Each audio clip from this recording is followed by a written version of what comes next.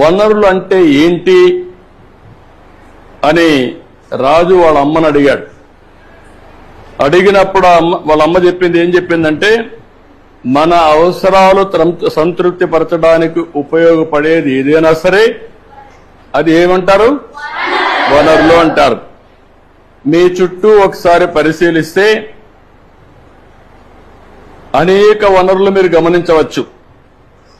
తాగేదానికి ఏం కావాలంటాం, తాగినప్పుడు దాహం వేసింది ఏం చేస్తారు, మీరు వాటర్ తాగుతారు.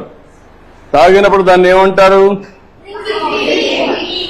అదే సమయంలో మీ పాఠశాల అయిపోయింది, ఇంటికి పోవాలి. దేంట్లో పోతారు మీరు, బస్సులో పోతారు. దాన్ని ఏమంటాం, వనరులు అంటాం.